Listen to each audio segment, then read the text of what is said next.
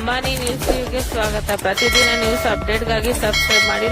ವೈದ್ಯರ ನಿರ್ಲಕ್ಷ್ಯಕ್ಕೆ ಬಲಿಯಾದ ಬಾಣಂತಿ. ಚಿಂತಾಮಣಿಯಲ್ಲಿ ತಡರಾತ್ರಿ ನಡೆದಿದ್ದೇನು? ಇಬ್ಬರು ಹಸುಗೂಸುಗಳನ್ನು ಬಿಟ್ಟು ಮರೆಯಾದ ತಾಯಿ. ಚಿಂತಾಮಣಿಯಲ್ಲಿ ವೈದ್ಯರ ಬೇಜವಾಬ್ದಾರಿತನಕ್ಕೆ ಬಾಣಂತಿಯೊಬ್ಬರು ಬಲಿಯಾಗಿದ್ದಾರೆ. 2 ತಿಂಗಳ ಮಗುವನ್ನು ಎದೆಗಪ್ಪಿಕೊಳ್ಳಬೇಕಿದ್ದ ತಾಯಿ ವೈದ್ಯರ ಎಡವಟ್ಟಿನಿಂದ ಹೆಣವಾಗಿ ಹೋಗಿದ್ದಾರೆ.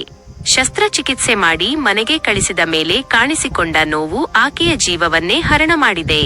ಅಂಬಾನಿ ನ್ಯೂಸ್ ಟಿವಿಯ ಈ ವಿಶೇಷ ವರದಿ ನೋಡಿ. ಚಿಂತಾಮಣಿ ತಾಲೂಕಿನ ಬಟ್ಲಹಳ್ಳಿ ಗ್ರಾಮದಲ್ಲಿ ಈಗ ಸ್ಮಶಾನ ಮೌನ ಆವರಿಸಿದೆ. 24 ವರ್ಷದ ನರ್ಮದಾ ಎಂಬುವವರು ಸರ್ಕಾರಿ ಆಸ್ಪತ್ರೆಯ ವೈದ್ಯರ ನಿರ್ಲಕ್ಷ್ಯಕ್ಕೆ ಪ್ರಾಣ ಕಳೆದುಕೊಂಡಿದ್ದಾರೆ. ಕೇವಲ 2 ತಿಂಗಳ ಹಿಂದೆಯಷ್ಟೇ ಗಂಡು ಮಗುವಿಗೆ ಜನ್ಮ ನೀಡಿದ್ದ ನರ್ಮದಾ ಸುಂದರ ಸಂಸಾರದ ಕನಸು ಕಂಡಿದ್ದರು. ಆದರೆ ವಿಧಿ ಆಟವೇ ಬೇರೆಯಾಗಿತ್ತು.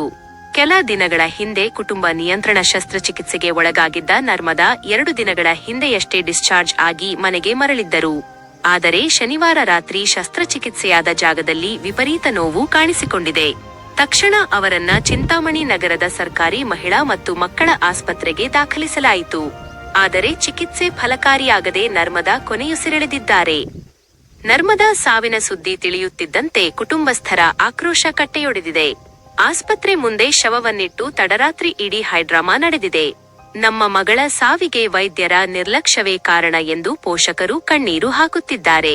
ಅಷ್ಟೆಲ್ಲ ರಾದ್ಧಾಂತ ನಡೆದರೂ ಸಂಬಂಧಪಟ್ಟ ವೈದ್ಯರು ಸ್ಥಳಕ್ಕೆ ಬಾರದೇ ಇರುವುದು ಜನರ ಆಕ್ರೋಶಕ್ಕೆ ತುಪ್ಪ ಸುರಿದಂತಾಗಿದೆ.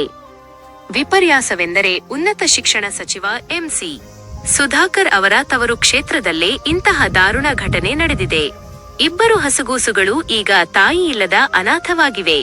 ನ್ಯಾಯ ಸಿಗುವವರೆಗೆ ನಾವು ಹೋರಾಟ ಬಿಡುವುದಿಲ್ಲ ಎಂದು ಗ್ರಾಮಸ್ಥರು ಎಚ್ಚರಿಸಿದ್ದಾರೆ.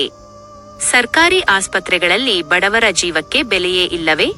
ವೈದ್ಯರ ಎಡವಟ್ಟಿಗೆ ಇನ್ನೆಷ್ಟು ಜೀವಗಳು ಬಲಿಯಾಗಬೇಕು? ಸಂಬಂಧಪಟ್ಟ ಅಧಿಕಾರಿಗಳು ಇನ್ನಾದರೂ ಎಚ್ಚೆತ್ತುಕೊಂಡು ತಪ್ಪಿತಸ್ಥ ವೈದ್ಯರ ವಿರುದ್ಧ ಕ್ರಮ ಕೈಗೊಳ್ಳುತ್ತಾರಾ ಕಾದು ನೋಡಬೇಕಿದೆ. ಸ್ಟಾರ್ಟಿಂಗ್ ಇಂದ ಈಚೆ ಏನಾಗಬೇಕು ನಿಮಗೆ ತಂಗಿ ಆಗ್ಬೋದು. ಇವ್ರಿಂದ ಯಾವಾಗ ಅಡ್ಮಿಟ್ ಮಾಡಿದ್ರಿ ನೀವು? ಏನಕ್ಕೆ ಮಾಡಿದ್ರಿ? ಮಕ್ಕಳು ಅಂದ್ರೆ ಟ್ಯೂಬ್ಯಾಕ್ಟಮಿ ವೆಸಾಕ್ಟಮಿ ನಿಮ್ಗೆ ಗೊತ್ತಿಲ್ಲ ಏನು ಅಂತ. ಸಂತಾನ ಹರಣ ಶಸ್ತ್ರಚಿಕಿತ್ಸೆ ಅಂತ ಹೇಳ್ತಾರೆ ಅದನ್ನ ಲೇಸರ್ ಕೈ ಆಪರೇಷನ್ ಮಾಡಿದ್ರು ಇವರಿಗೆ.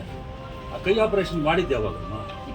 24 ತಾರೀಕಿಂದ ಇವ್ರು ಆರಾಮಾಗಿದ್ದೀರಾ? ಏನಾಗಿತ್ತು ಅವ್ರ ತೊಂದರೆ?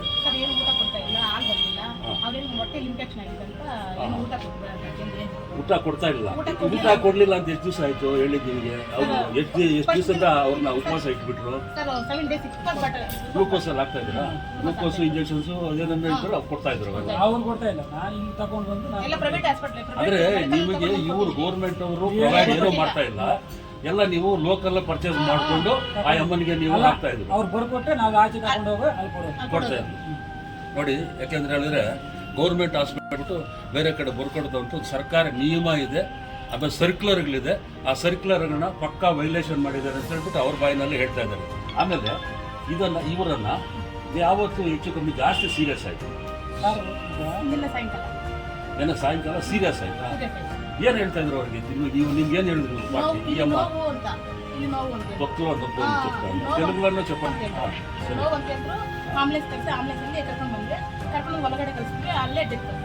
ಡೆತ್ ಆಗ್ಬಿಟ್ಟು ಆಪರೇಷನ್ ಮಾಡುವಾಗ ಮತ್ತೆ ನಿಮಗೆ ಯಾರಾದ್ರೂ ಕರೆದು ಅವತ್ತೇ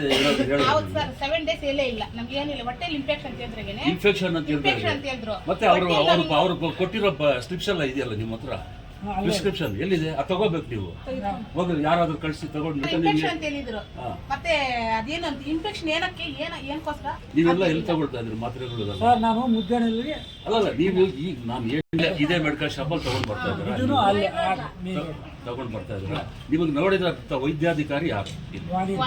ವಾಣಿ ರೆಡ್ಡಿ ಅವರೇ ನೋಡ್ತಾ ಇದ್ದೀರಾ? ಅವತ್ತಿಂದ ಮೊದಲಿಂದಾನು ಅಲ್ಲ, ಮೊದಲು ಈಗ ಅಲ್ಲ ಎಲ್ಲಾದ್ರೂ ಇರ್ಲಿ ನೋಡ್ತಾ ಇದ್ರು. ಮಗು ನೋಡ್ತಾ ಇದ್ದಿದ್ದು ಯಾರು?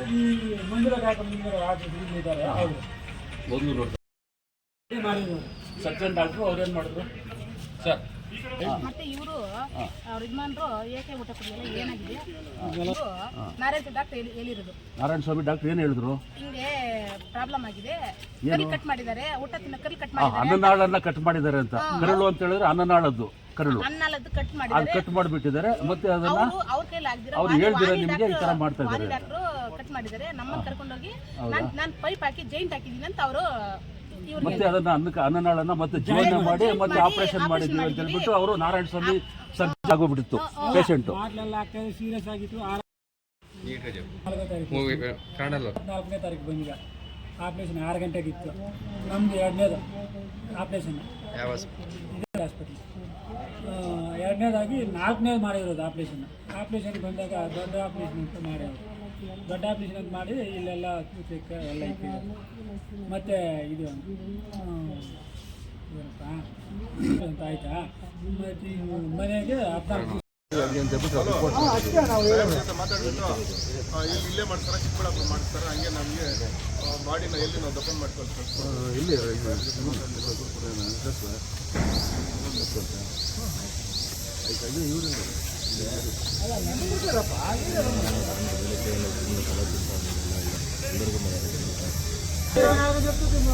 23వ తారీఖు వచ్చినదే. 23వ తారీఖు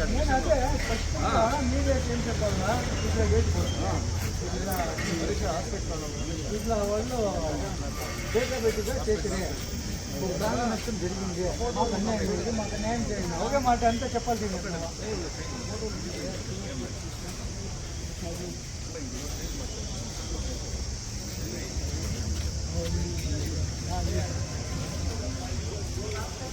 ಅದನ್ನ ನಮ್ಮ ಗಮನಕ್ಕೆ ತಿಳಿಸಿಲ್ಲ. ಆ ಹುಡುಗಿ ಪ್ರಜ್ಞೆ ಬಂದಾಗ ಹಿಂಗೆ ನಡೆದಿದೆ, ಮಾತಾಡ್ತಿದ್ರು, ನನಗೇನೋ ಕಟ್ಟಾಗಿದೆ ಅಂತೆ, ನಾನು ಸತ್ತೋಗ್ತೀನಂತೆ ಅಂತ ಮಾತಾಡೋರು ಇವ್ನಿಗೆ ಹೇಳಿದ್ದಾರೆ ಪ್ರಜ್ಞೆ ಬಂದಾಗ.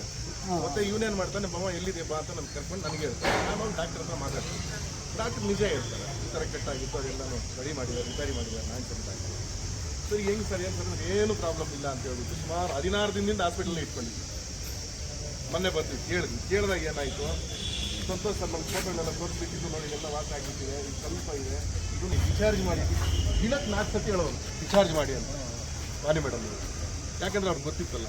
ಹಂಗಾಗಿ ಈಗ ನಮ್ಮ ವಾದ ಏನು ಅಂತಂದರೆ, ಮಗು ಸಾವಿನ ಕಾರಣ ವಾಣಿ ಮೇಡಮ್ಮ, ನಾರಾಯಣ ಸ್ವಾಮಿ ಸರ್ ಒಳ್ಳೆ ಸರ್ಜನ್ ಆಗಿರ್ಬೋದು, ಆದರೆ 2ನೇ ಆಪರೇಷನ್ನ ಕರಡು ರಿಪೇರಿ ಮಾಡೋವಾಗ ನಮಗೆ ತಿಳಿಸಿಲ್ಲ ವಿಷಯ.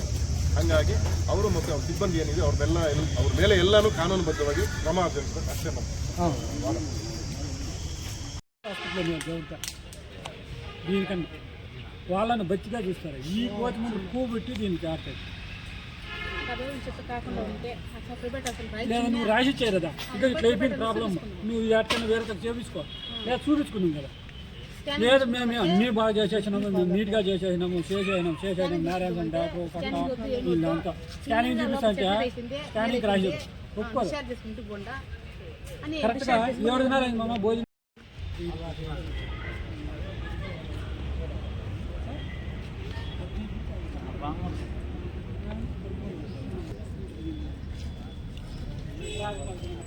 ఈ హాస్పిటల్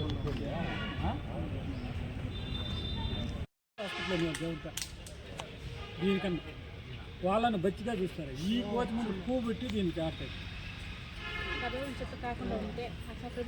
లేదా నువ్వు రాసిచ్చాయి కదా, ఇక ఇట్లా అయిపోయింది ప్రాబ్లం, నువ్వు ఎట్టని వేరే చేపించుకో, లేదా చూపించుకున్నాం కదా. లేదు మేము అన్నీ బాగా చేసేసినాము, మేము నీట్గా చేసేసినాము, చేసేసినాం నారాయణ డాక్టర్ పక్క వీళ్ళంతా స్కానింగ్ చూపిస్తా స్కానింగ్ రాసేది ఒప్పుకోదు. కరెక్ట్గా 7 దినాలు అయింది మామ భోజనం.